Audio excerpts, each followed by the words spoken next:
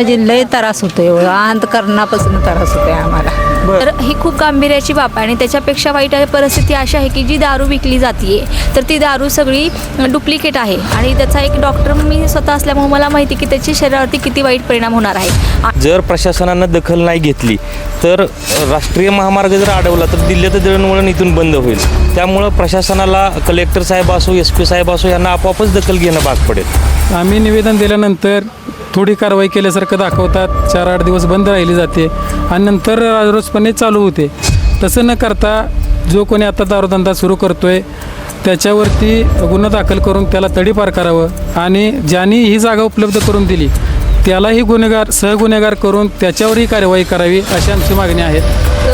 दारूबंदीचा ठराव ग्रामसभेत पास केला होता आणि त्यानंतर वारंवार आम्ही प्रशासनाला सुद्धा प्रत्येक वेळेस निवेदन दिले आहेत वारंवार, परंतु आमच्या प्रत्येक निवेदनांना प्रशासनाने केराची टोपली दाखवली आहे. याचं एकच कारण आहे की जे दारू विक्रेते आहेत त्यांचं एकच म्हणणं आहे की आम्ही आमचे हप्ते देतो त्यामुळे आमचं कोणी बंद करू शकत नाही. म्हणजे ती काय करतो, दारू पिऊन येतो म्हणतो तुला ब्रिजवरनं खाली उचलून टाकतो.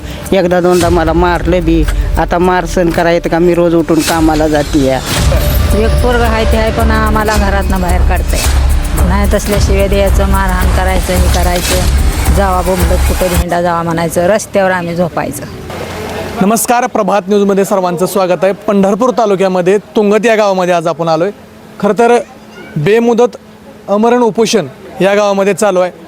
सर्वात मोठी समस्या या गावाची अशी आहे की इथे दारू आणि अवैध धंदे मोठ्या प्रमाणात चालतात आणि त्यावरती प्रशासनाचं दुर्लक्ष होतं आहे आणि त्यामुळे या धंद्याला कुठंतरी प्रोत्साहन मिळतं की काय, अशा परिस्थितीचं वातावरण या गावामध्ये तयार आहे आणि याच विरोधात त्या ठिकाणी तिथली जनता बसलेली आहे.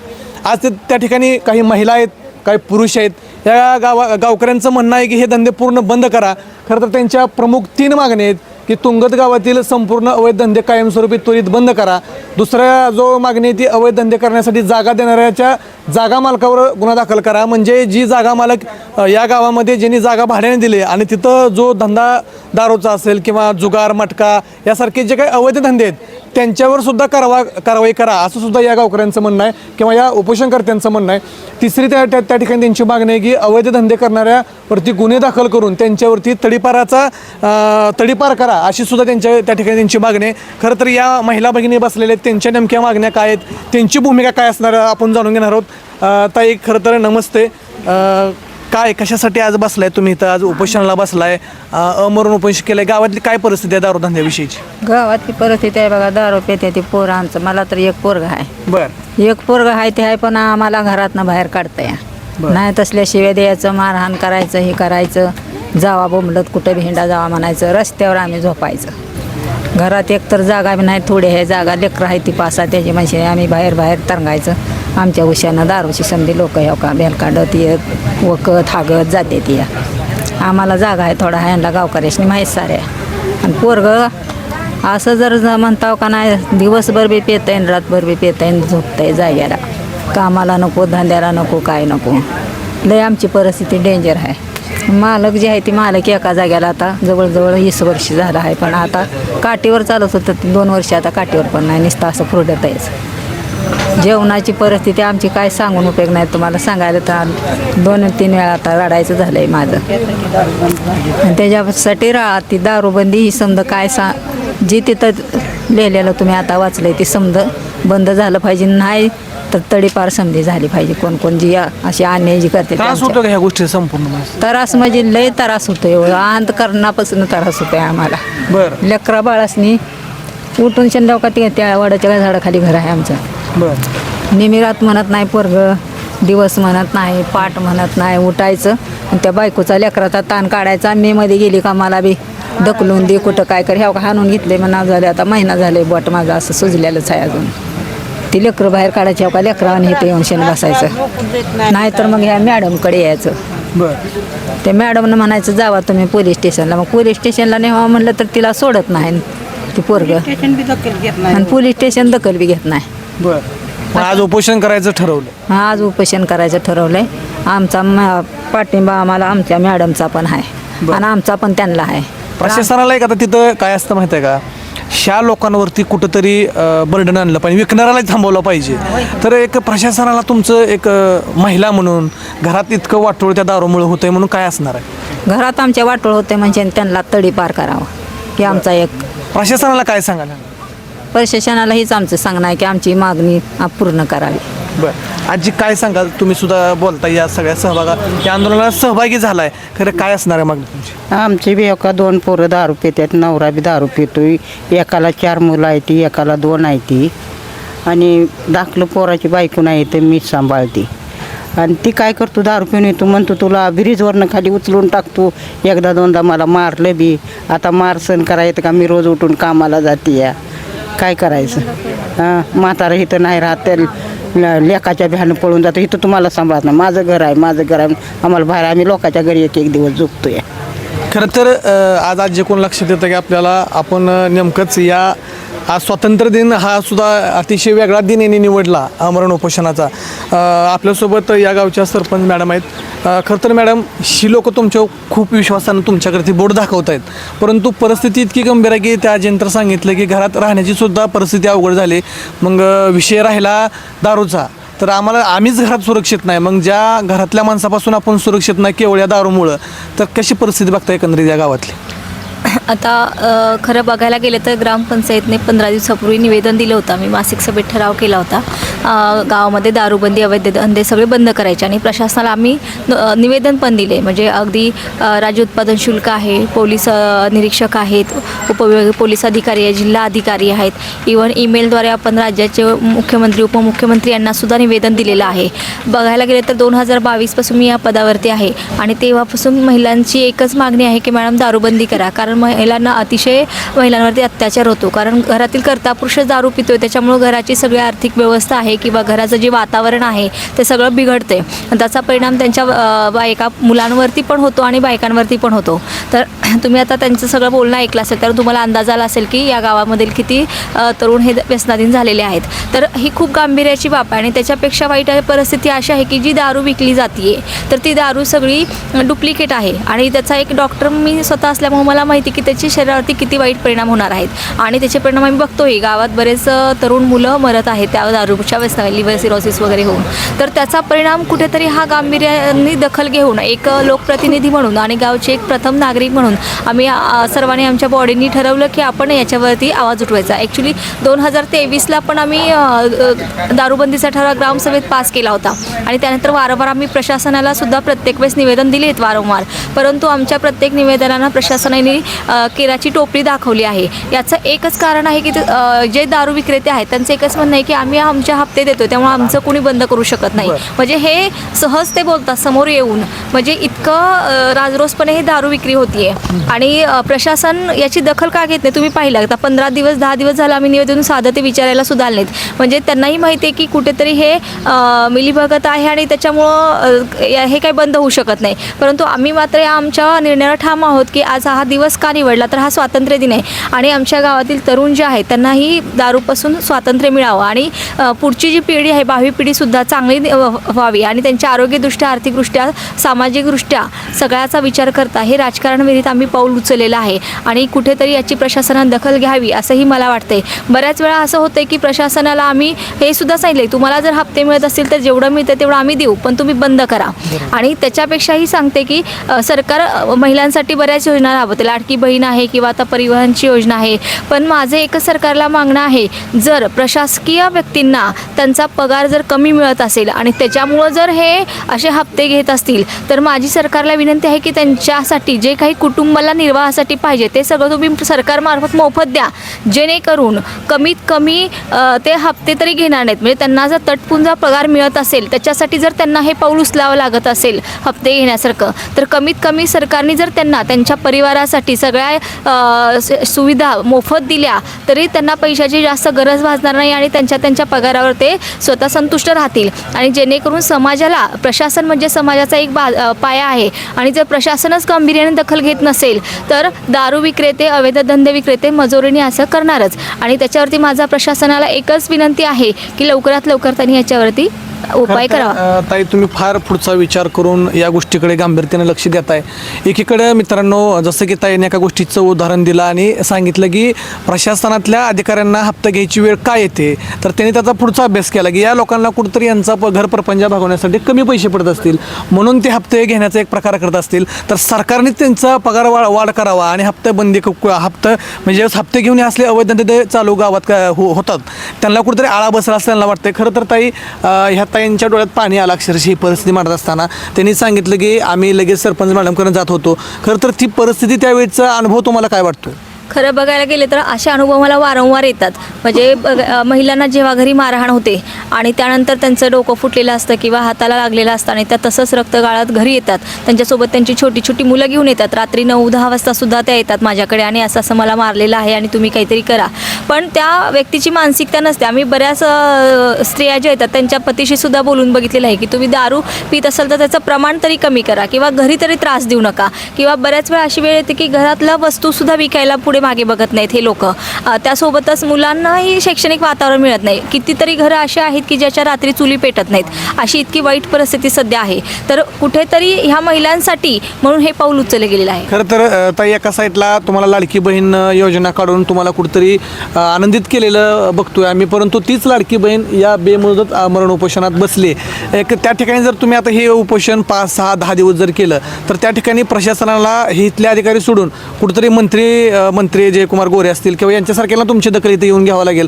त्यांना हित आल्यानंतर तुम्ही काय सांगाल? लाडक्या बहिणीला तुम्ही 1,500 देऊन तरी खुश केलंय, परंतु आमच्या गावातल्या दारूचा प्रश्न काय, त्यांना काय सांगणार असेल? जेव्हा कुठलेही मंत्री येतील किंवा कोणीही लोकप्रतिनिधी आमच्याकडे येतील तेव्हा मी एकच सांगेल की सरकार एवढ्या योजना देते महिलांसाठी, पण त्या महिलांचा जे आहे त्यांचे कोण दाजी असतील, भाचे असतील, त्यांचा सुद्धा जीव त्यांच्यासाठी तेवढाच महत्त्वाचा आहे. कारण घरातील व्यक्ती निरोगी असेल, चांगली असेल तरच त्या घरात आनंदी वातावरण असतं. जर तुम्हाला करायचंच असेल तर दारूबंदी करा, अवैध धंदे बंद करा, जेणेकरून तरुण मुलं त्याच्या आहारी जाणार नाहीत. आज जर तुम्ही गावात जर सर्वे केला 17-18 वर्षाची मुलंसुद्धा दारू पित आहेत. मग याला जबाबदार कोण? प्रशासन जबाबदार का लोकप्रतिनिधी जबाबदार का घरातील व्यक्ती जबाबदार? हे प्रत्येकाने ठरवलं पाहिजे. खरं तर आता तुम्ही किती महिला उपोषणाला बसला इथं? आता तसं बघायला गेलं तर आम्ही 4 जणी उपोषणाला बसलो आहे आणि बाकी सगळे आम्हाला पाठिंबा देण्यासाठी आलेले आहेत. जसे ग्रामपंचायतचे सरपंच, उपसरपंच आणि सदस्य असे म्हणून आम्ही. खरं तर मी थोडा कन्फ्यूज झाल्यासारखं आहे की ग्रामपंचायतचे कारभारी तुम्ही आहात, उपसरपंच पण तुम्ही आलेले म्हणतायत. तुम्ही ठोस भूमिका घेऊ शकत नाही का एक सरपंच म्हणून? आम्ही भूमिका घेतोय ना, पण प्रशासन साथ देत नाही ना त्याला. बरं.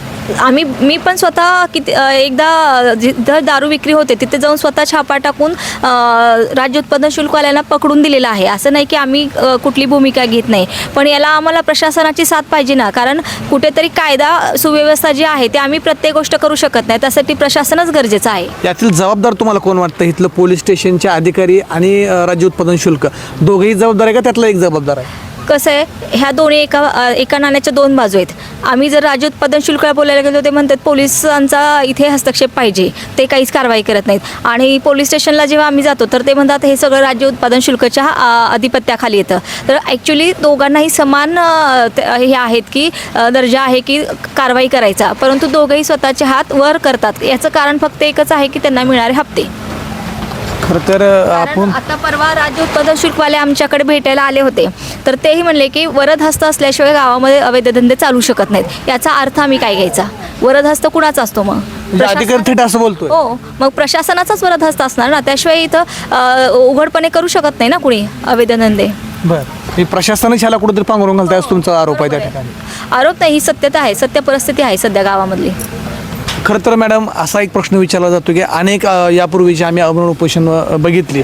या ठिकाणी प्रशासन आलं, तुम्हाला काहीतरी तुटपुंज आश्वासन दिलं आणि आम्ही गावातील संपूर्ण दारू बंदी करतो असं एक तुम्हाला आश्वासन त्या ठिकाणी देऊन गेलं आणि नंतर काही काळ गेल्यानंतर पुन्हा चालू झाला, तर तुमची काय भूमिका असणार आहे? त्याच्यासाठी आम्ही उपोषण करतच नाही आहे. बरं. आम्हाला हे माहिती आहे की ते आम्हाला देणारं आश्वासन आम्ही बंद करतो, 2 महिन्यासाठी बंदही करतील, पण आम्हाला त्याच्यावरती नको आहे. कारण 3-4 वर्ष झालं आम्ही हे पाहतोय.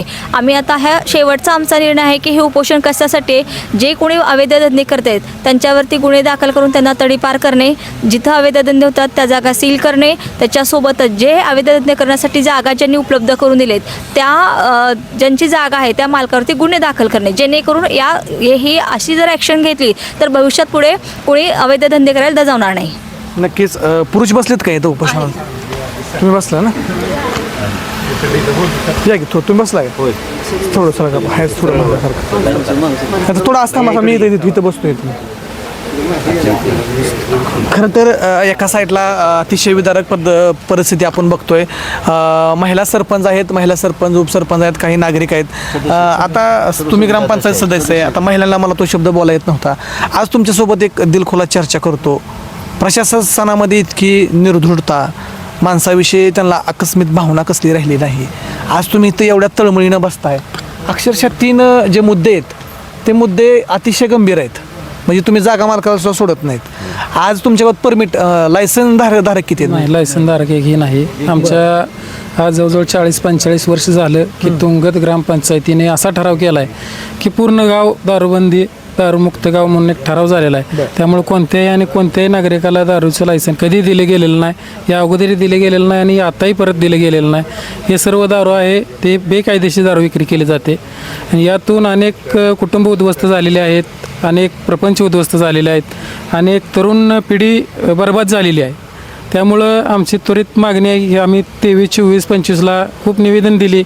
राज्य उत्पादन शुल्क असेल, पोलीस प्रशासन असेल, यांना आम्ही निवेदन दिले की आमच्या तुंगत गावातील अवैध धंदे पूर्णपणे बंद करा. आम्ही निवेदन दिल्यानंतर थोडी कारवाई केल्यासारखं दाखवतात, 4-8 दिवस बंद राहिली जाते आणि नंतर राजरोसपणे चालू होते. तसं न करता जो कोणी आता दारूधंदा सुरू करतोय त्याच्यावरती गुन्हा दाखल करून त्याला तडीपार करावं आणि ज्यांनी ही जागा उपलब्ध करून दिली त्यालाही सहगुन्हेगार करून त्याच्यावरही कारवाई करावी अशी आमची मागणी आहेत. खरं तर एका साईडला जर तुम्ही असा ऑप्शन केला, समजा आता मी मगाशी त्याला विचारलं की या लोकांनी तुटपुंजी तुम्हाला आश्वासन दिलं आणि इथनं उठवलं एक 4 दिवस तुम्ही बसल्यानंतर, तर तुमची पुढची भूमिका काय? तर त्यांनी सांगितलं की आम्ही जिथं सील करायला लावणार, अमुक करायला लावणार. एक खरं तर उदाहरण सांगायला गेलं तर एक माणूस म्हणून, पत्रकार सोडा, माणूस म्हणून जर तुम्ही आज इथं उपोषणाला बसलाय, हेच त्या दुकानात जाऊन सगळ्यांनी बसायचं. आता विका, दारू विका, प्रशासनाला बोलावा विकायला. कारण असं तर आमरण उपोषण धरून त्यांना घाम फुटणार नाही. कारण जसं ताईंना मागा सांगितलं की ह्यांना हप्ते मोठ्या प्रमाणात जातात, त्यामुळे प्रशासन कुठं दुर्लक्ष करतं. या गोष्टीकडे कसं बघतं? प्रशासनानं आत्ता आमची एक मागणी आहे महत्त्वाची, जो पहिला सराईत दारू विक्रेता आहे त्याला आत्ता त्वरित त्याची तडीपारीची नोटीस काढून त्याला तडीपार करावं, जेणेकरून त्याला तडीपार केलेलं बघून दुसरा कोणी दारू विक्री करण्याचं धाडस करणार नाही. आणि जो कोणी जागा देईल त्या जागा मालकांवरही कारवाई करावी, जेणेकरून कोण जागा देऊन त्या ठिकाणी दारूधंदे सुरू होणार नाहीत. याच्या अगोदर आम्ही मागणी करत होतो की दारू बंद करा, ते तात्पुरत्या स्वरूपात दारू बंद करायचे आणि नंतर दारू सुरू व्हायची. आता आम्ही तडीपारीचीच नोटीस त्यांना बजावा आणि एक तुंगत गावातून असेल किंवा जिल्ह्यातून असेल त्यांना तडीपार करा, अशी आमची प्रमुख मागणी आहे. आणि ही मागणी सक्सेस झाली तर परत दारू विक्री करण्याचा कोण प्रयत्न करणार नाही, म्हणून आम्ही ही मागणी केलेली आहे. खरं तर त्यांना त्या अधिकाऱ्यांना ही वस्तुस्थिती सांगितली का, बाबा आमच्या गावात ह्या महिला थेट उपोषणाला आल्या तरी तुम्ही अजून कारण सांगताय वरदहस्त कोणाचा तर आहे, अमुक तमुक, ह्या गोष्टी सांगितल्या जातात? सर्व त्यांना माहिती आहे, परंतु जाणीवपूर्वक दुर्लक्ष करायचं किंवा हप्ते मिळवण्याचा किंवा काही पैसे मिळवण्याचा प्रयत्न असेल यासाठी त्यांची बाजू सक्षमपणे मांडत नाहीत. आमच्याकडे दुर्लक्ष केलं जाते. बरं, याबाबतची भूमिका इथले स्थानिक आमदार असतील, पालकमंत्री असतील, यांच्या कानावरती 100% या म्हणजे आमच्या भागाचे आमदार साहेब यांनी दखल घेऊन आम्हाला वेळोवेळी त्याबद्दल मार्गदर्शन असेल किंवा पोलीस खात्याला असेल, एक्साईज खात्याला असेल, वेळोवेळी त्यांना सांगितलं आहे की त्यांची दखल घेऊन म्हणजे त्यांच्यावर योग्य ती कारवाई करा, जे दारू विकतात त्यांच्यावर कारवाई करा म्हणून आमदार साहेबांनी सांगितलेलं आहे. तरी पण या ठिकाणी एक्साईजवाले येऊन गेलेत, पण पोलीस प्रशासन आजपर्यंत आलेलं नाही. फक्त एकदा निरोप पाठवला की येऊन आम्हाला भेटून जावा. त्यांनी आमच्या आंदोलनाची दखल नाही घेतल्यास आम्ही हे आंदोलन असंच चालू ठेवणार आहे. आणि जर आमच्या कुणाला जीवाला बरं वाईट झाल्यास सर्वस्वी जबाबदार हे पोलीस प्रशासन, एक्साईज जबाबदार असेल. काय तुमची काय भूमिका आहे? आज तुम्ही खरं तर लई दिवसापूर्वी तुमच्या गावात एकही परमिट रूम नाही, म्हणजे ज्या परमिट रूमपासून शासनाला करोडो रुपये टॅक्स मिळतोय रोख पद्धतीचा, तुमच्या गावात नाही, परंतु अवैध धंदे चालू आहेत. कशा पद्धतीने बघतो? तर ह्या धंद्याचा तसा विचार केला तर ह्यापूर्वीचे लोकांनी पण सरपंचपद भूषवलेले आहेत किंवा डेप्युटीपद किंवा सदस्य, त्यांनी पण आज तागायत ठराव असा अवैध धंद्यासाठी दिलेला नाही. आणि त्याच धर्तीवर आमच्या ही म्हणजे ह्या बॉडीने आम्ही कुठलीही परिस्थिती आम्ही अवैध धंद्यांना ही परमिट देणार नाही. पण गावात जे असे धंदे चालू आहेत ते पूर्णपणे बंद झाले पाहिजेत, कारण लोकांचे संसार पाक उघड्यावरती यायला लागलेत. आता तुम्हाला मुलाखत घेताना बघितलेलं आहे त्यांचा आक्रोश म्हणजे जनतेतनंच आहे. काय ते एक मुलांना काय घरी साहित्य आणत नाहीत, पण ह्यांचेच पैसे महिलाकडनं लाडक्या बहिणी आलेले त्यातले बी पैसे ते पूर्ण दारूला उडवतात.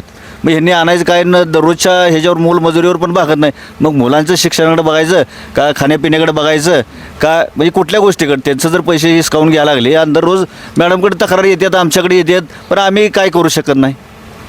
ते नवरा बायकोची भांडणं आहेत म्हणते, तुम्ही काय करणार आहे. मग अशा वारंवार घटना घडत आहेत. त्यापेक्षा ही दारूबंदी पूर्णपणे बंद झाली पाहिजे हीच आमची मागणी आहे आणि ती हद्दपार झाली पाहिजे जेणेकरून त्यांचीच कॉपी परत कोण करणार नाही. नक्कीच या ठिकाणी डॉक्टर साहेब आपल्यासोबत. खरं तर डॉक्टर साहेब ही सगळी परिस्थिती बघता, आज तुम्ही सुशिक्षित आहात, ही सगळी परिस्थिती बघताय, कुठंतरी वेगळ्या मोडवरती समाज चालला आहे आणि एकीकडे ते सरकार दाखवतं की डिजिटल इंडिया होत चालला आहे, एकीकडे दारू वाचून संसार उद्ध्वस्त होत चालला आहे. कसं बघताय परिस्थिती? मुळात आता तुम्ही इथं स्टेजवरती बघितलं असेल, ज्या काही महिला बसलेल्या आहेत त्याच्यातल्या बऱ्याचशा महिला ह्या विधवा महिला आहेत आणि माझ्या माहितीप्रमाणे ह्या सगळ्यांचे पती फक्त अल्कोहोल कन्झम्पशनमुळंच गेलेले आहेत आणि आता ही एक पिढी झाली. आता ह्या दुसरी पिढी आमची ह्यात सगळी बर्बाद व्हायला लागलेली आहे आणि मी या ठिकाणी गावचा नागरिक म्हणून इथं आमच्या ग्रामपंचायत सदस्य आहेत, सरपंच आहेत, हे सगळे उपोषणाला बसलेले आहेत, डेप्युटी सरपंच आहेत, ह्यांना आम्ही पाठिंबा देण्यासाठी गावकरी म्हणून इथं आलेलो आहे आणि हा पाठिंबा आता दिवसेंदिवस पुढं वेळ जाईल तसा वाढत जाईल. मी ह्या प्रशासनाला ग्रामस्थांबरोबर चर्चा केलेली आहे. आता माढा लोकसभेचे खासदार आदरणीय धैर्यशील मोहिते पाटील यांच्याशी माझी फोनवरून चर्चा झाली. थोड्याच वेळामध्ये इथल्या भागाचे आमदार अभिजित पाटील पण येणार आहेत. त्यांनी प्रशासनाबरोबर योग्य ती चर्चा केली, ठीक. नाहीतर आम्ही 2 ते 3 दिवस वाट बघून पुढचं आमचं उपोषण ह्या व्यासपीठावरनं पुढं दिसणाऱ्या राष्ट्रीय महामार्गावर गावकऱ्यांना घेऊन केलं जाईल जर दखल नाही घेतली तर. खरं तर काल आम्ही पिराची कुर्ली या गावातलं एक आंदोलन बघितलं. तिथं नदीकाठच्या लोकांना लाईट मिळत नव्हती, तर अभिजित पाटील यांना फोन केला, पण गावकऱ्यांनी काय केलं, जे ऑफिस होतं तेच बंद केलं. ऑफिस बंद केल्यानंतर सगळे अधिकारी पळ झाले, काय झालं काय नाही, लाईट नाही, त्वरित लाईट सोडली, लाईट गेली नाही. असं एक्साईजची डिपार्टमेंटचे ऑफिस आहे, त्यांना खरं जागच येत नाही. जसं ताई म्हणल्या मागाशी घ्यायला हप्ते कमी पडायला लागलेत, म्हणजे ज्यांचा पगार कमी पडायला लागला म्हणून हप्ते या स्वरूपात हे लोकांकडून उकळतात आणि अवैध धंदे सुरू करतात. याकडे कसं बघताय? नाही, मी मगाशीच म्हटलं की जर प्रशासनानं दखल नाही घेतली तर राष्ट्रीय महामार्ग जर अडवला तर दिल्लीचं दळणवळण इथून बंद होईल. त्यामुळं प्रशासनाला कलेक्टर साहेब असो, SP साहेब असो, यांना आपोआपच दखल घेणं भाग पडेल. आम्ही लोकली कुणाशी चर्चाच करणार नाही, वरिष्ठ अधिकाऱ्यांशी चर्चा करूनच हा प्रश्न कायमस्वरूपी कसा सुटेल यासाठी आम्ही गावकरी म्हणून सर्व उपोषणकर्त्यांच्या पाठीमागं ठामपणे उभा आहे.